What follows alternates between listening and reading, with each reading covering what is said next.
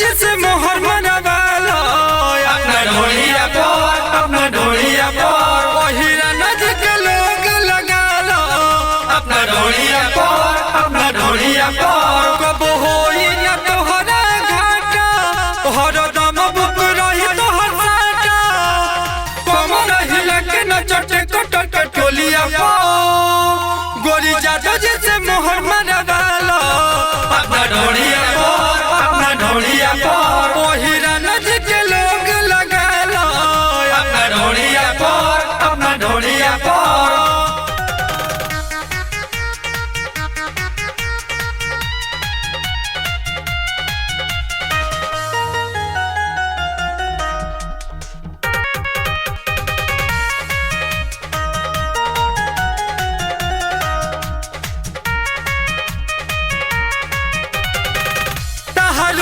कटिली लगतारू तू रसिली लगतावे आज मन करबू हो लहंगा उठा के सब सिस्टम देखा के समियाना बीच गोली चलबू हो तहारू कटिली लगतारू तू रसिली लगतावे आज मन करबू हो लहंगा उठा के सब सिस्टम देखा के समियाना बीच गोली चलबू हो पतली कमरिया हिला के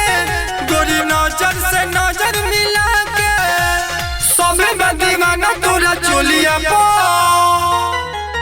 गोरी जादो जैसे मोहर मनवालो अपना ढोलिया पर, अपना ढोलिया पर वहीरा नज के लोग लगा लो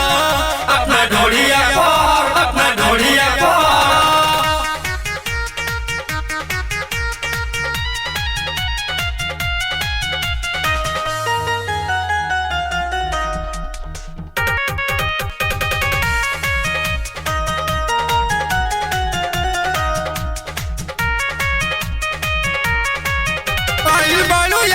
कुछ होला गोरी बच के नहीं हवा से जाइबू हो बालू रस से रसाइल ऊपर रस चिकन आइल लगतावे आज मन करबू हो आइल बालू या तो टोला यहाँ ढेर कुछ होला गोरी बच के नहीं हवा से जाइबू हो बालू रस से रसाइल ऊपर रस चिकन आइल लगतावे आज मन करबू हो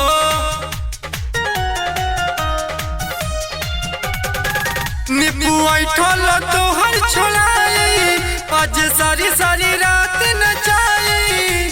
पागल भइल बड़ा पिंटू बोलिया गोरिया तो जैसे मोहर मनवालो अपना ढोलिया पर, अपना ढोलिया पर